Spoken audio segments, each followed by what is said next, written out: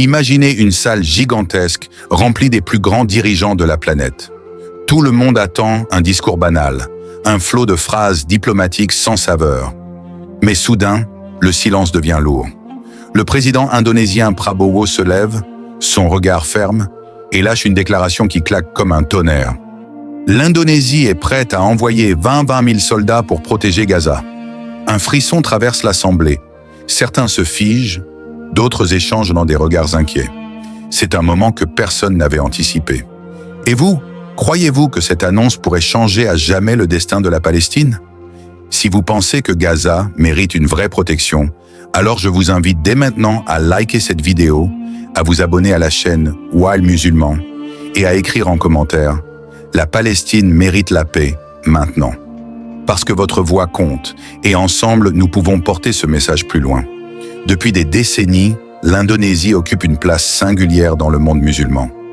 Avec plus de 270 millions d'habitants, dont la grande majorité est de musulmanes, elle est le plus grand pays islamique de la planète.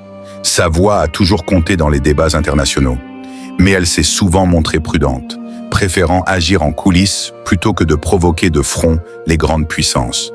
Pourtant, l'histoire récente nous montre un changement radical.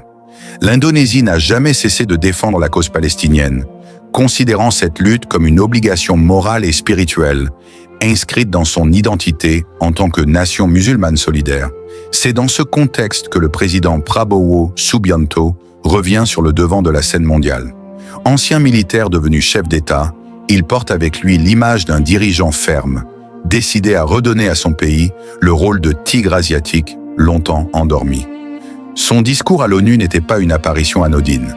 C'était son grand retour après 10 ans d'absence de l'Indonésie à cette tribune prestigieuse. En se levant avec une voix ferme, Prabowo a voulu montrer que son pays ne se contentera plus d'observer, mais qu'il est prêt à agir concrètement. Ce moment marque une rupture avec la discrétion habituelle de la diplomatie indonésienne et annonce l'émergence d'un acteur majeur dans la défense des opprimés, en particulier du peuple palestinien. La salle de l'Assemblée générale des Nations unies, habituellement rythmée par des discours fades et prévisibles, s'est figée dans un silence rare. Les représentants de plus de 150 pays écoutaient, certains distraits, d'autres les yeux rivés sur leurs notes. Mais quand Prabowo Subianto s'est levé pour prendre la parole, quelque chose a immédiatement changé. Son pas assuré, son visage impassible et son regard fixe ont imposé une tension presque palpable.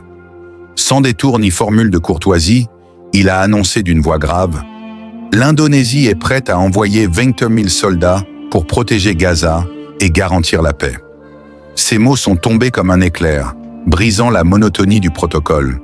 Les délégués, surpris, se sont redressés, les traducteurs ont accéléré et un frisson d'incrédulité a parcouru la salle. Jamais un dirigeant asiatique n'avait osé formuler une promesse aussi directe en faveur de la Palestine, surtout devant un auditoire mondial. Puis, soudain, l'impensable s'est produit. Le micro devant lui s'est éteint. Le son a disparu quelques secondes, plongeant la scène dans une étrangeté troublante. Certains pensaient à une panne technique, d'autres murmuraient qu'il s'agissait d'un signe. Comment expliquer que Donald Trump, juste avant lui, ait parlé sans le moindre incident, alors que la voix du président indonésien se retrouvait brusquement coupée? Le symbole était fort, comme si son discours était trop dérangeant, trop dangereux pour être entendu dans son intégralité. Mais loin de se laisser intimider, Prabowo a continué, haussant le ton, reprenant la parole avec encore plus de fermeté. Ce moment, à la fois dramatique et symbolique, a transformé une simple déclaration en une scène historique gravée dans les mémoires. L'image d'un dirigeant musulman défiant le silence imposé a marqué un tournant, rappelant que certaines vérités ne peuvent être étouffées. Contrairement à ce que certains auraient pu croire, Prabowo n'a pas parlé d'une armée de conquête. Il a insisté avec clarté. Les 20 000 soldats indonésiens qu'il se dit prêt à envoyer ne seraient pas des combattants destinés à lancer une offensive contre Israël, mais des gardiens de la paix. Leur rôle ne serait pas de détruire, mais de protéger.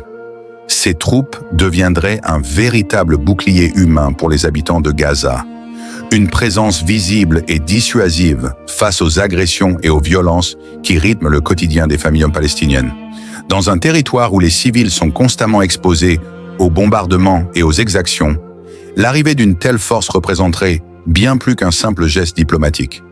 Ce serait une promesse de sécurité, un espoir tangible.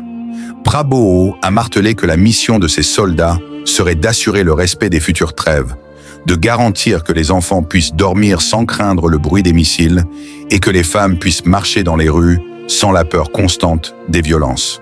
Leur présence symboliserait le regard vigilant du monde musulman posé sur Gaza, rappelant que la souffrance de ce peuple n'est pas oubliée. En présentant cette force comme un instrument de paix et non comme une menace, le président indonésien a voulu démontrer que l'islam pouvait être porteur de protection et de stabilité, tout en envoyant un signal puissant. La Palestine n'est pas seule, et ceux qui voudraient écraser sa résistance devront désormais compter avec des gardiens venus de l'autre bout du monde musulman. À peine le discours terminé, les réactions se sont multipliées aux quatre coins du monde. Pour certains, Prabowo est apparu comme un héros, un dirigeant musulman qui ose enfin dire haut et fort ce que beaucoup pensent qu'à tout bas, que la Palestine mérite une protection réelle et que les promesses creuses ne suffisent plus. Ses partisans ont salué son courage diplomatique, estimant que jamais auparavant un président indonésien n'avait frappé avec autant de force la table des négociations internationales. Dans la rue, en Indonésie comme dans plusieurs pays arabes, des voix se sont élevées pour applaudir cette volonté de transformer les paroles en actes. Beaucoup y ont vu un signe d'unité musulmane, une bouffée d'espoir dans un contexte marqué par la résignation. Mais d'autres, au contraire, ont dénoncé ce discours comme une manœuvre dangereuse. Des critiques ont pointé du doigt la partie où Prabowo a évoqué la possibilité de reconnaître Israël, mais uniquement si celui-ci reconnaissait d'abord l'existence d'un État palestinien souverain. Pour les plus radicaux, cette condition est apparue comme une trahison. Comment, disent-ils, peut-on envisager d'accorder une légitimité à un pays accusé de génocide et responsable de la mort de dizaines de milliers de civils à Gaza? Dans ce camp, le président indonésien est vu comme un stratège qui joue avec la douleur du peuple palestinien pour obtenir des avantages diplomatiques ou économiques. Entre ces deux visions opposées, le monde s'est retrouvé partagé. Pour certains, Prabowo incarne une nouvelle voie, celle d'une diplomatie audacieuse, capable de forcer Israël à céder du terrain. Pour d'autres, il n'est qu'un homme politique pragmatique, prêt à sacrifier une partie de la cause palestinienne au nom de l'équilibre géopolitique. Ce contraste violent a transformé son discours en sujet brûlant, alimentant débats, polémiques et tensions dans l'opinion publique internationale. Depuis son indépendance, l'Indonésie s'est toujours présentée comme une nation attachée à la paix et à la solidarité internationale. Dès 1957, à peine une décennie après la fin de la colonisation, elle envoyait déjà ses premiers contingents militaires participer aux opérations de maintien de la paix de l'ONU. Ce geste symbolique montrait la volonté d'un jeune État de contribuer à la stabilité du monde, mais aussi d'inscrire sa voix dans le concert des nations à travers l'action concrète.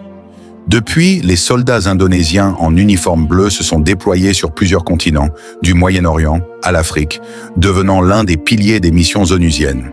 Cette longue tradition a façonné l'image d'un pays musulman qui ne se contente pas de discours idéologiques, mais qui agit sur le terrain pour protéger les civils et rétablir un semblant de paix dans des régions ravagées par la guerre. Aujourd'hui encore, l'Indonésie occupe une place centrale dans les missions de paix des Nations Unies. Avec 2715 soldats déjà actifs dans différents théâtres d'opération, elle figure parmi les principaux contributeurs au niveau mondial. Ces militaires, souvent salués pour leur discipline et leur proximité avec les populations locales, incarnent la double identité de leur pays, celle d'une puissance asiatique émergente et celle d'une nation musulmane solidaire des opprimés. Le rôle des casques bleus indonésiens dépasse la simple présence militaire. Il s'agit d'un engagement moral nourri par l'histoire et la conviction que la paix est une valeur universelle. Dans ce contexte, l'annonce de Prabowo sur le déploiement éventuel de 25 000 soldats pour protéger Gaza s'inscrit dans une continuité historique, mais avec une ampleur inédite. Ce n'est plus seulement un soutien symbolique, mais la volonté affichée de devenir le bouclier de tout un peuple, marquant ainsi une nouvelle étape dans la diplomatie active de Jakarta. La vie quotidienne à Gaza est marquée par la peur et la destruction. Les habitants vivent dans un environnement où chaque jour peut apporter un bombardement, où les maisons, les écoles et les hôpitaux sont constamment menacés. Les familles sont déchirées, Les enfants grandissent au milieu des ruines et des traumatismes, et le simple fait de se déplacer peut devenir un acte de courage. Les témoignages abondent, des parents qui pleurent la perte de leurs enfants, des communautés entières qui voient leur quotidien réduit à une lutte pour survivre. Cette réalité, brutale et persistante, illustre à quel point la protection internationale est cruciale. Dans ce contexte, l'annonce de Prabowo prend une dimension historique. L'arrivée de 22 000 soldats indonésiens en tant que force de maintien de la paix pourrait transformer radicalement le quotidien des Palestiniens. Ces soldats ne seraient pas là pour attaquer, mais pour créer un espace sécurisé où les civils pourraient vivre sans la peur constante des bombardements et des violences. Leur présence constituerait un véritable bouclier humain, capable de dissuader les agressions et de garantir que les trêves soient respectées. Les routes redeviendraient accessibles, les écoles et hôpitaux pourraient fonctionner normalement, et les enfants pourraient retrouver un semblant d'enfance dans un environnement protégé. Au-delà de la sécurité immédiate, cette force permettrait de renforcer les institutions locales, d'assurer la distribution de l'aide humanitaire et de soutenir la reconstruction des infrastructures détruites. La présence visible d'une armée de paix indonésienne enverrait également un signal fort à la communauté internationale. Gaza n'est plus isolé, le monde musulman et les alliés de la paix veillent. Ce déploiement symboliserait une solidarité concrète et durable, montrant que les paroles de soutien peuvent se traduire par des actions tangibles. Pour les habitants de Gaza, cela représenterait l'espoir qu'un jour, leur territoire pourra redevenir un lieu où la vie prime sur la peur. Et si, dès demain, 20 000 soldats musulmans débarquaient à Gaza, formant un cordon protecteur autour des villes et des quartiers assiégés, imaginez les rues autrefois marquées par la peur et les débris, soudain remplies de soldats veillant au calme, tandis que les enfants jouent enfin en sécurité, que les femmes peuvent marcher sans craindre les attaques, et que les familles peuvent respirer sans l'ombre constante de la violence. Chaque visage porterait l'espoir d'une vie normale. Chaque maison deviendrait un refuge à l'abri des bombes. Dans les écoles, les rires reprendraient leur place. Dans les hôpitaux, les médecins pourraient travailler sans interruption et les ambulances circuleraient librement pour sauver des vies. Cette image presque irréelle semble tirée d'un rêve, et pourtant elle pourrait devenir possible grâce à la décision d'un pays musulman déterminé à défendre ses frères et sœurs.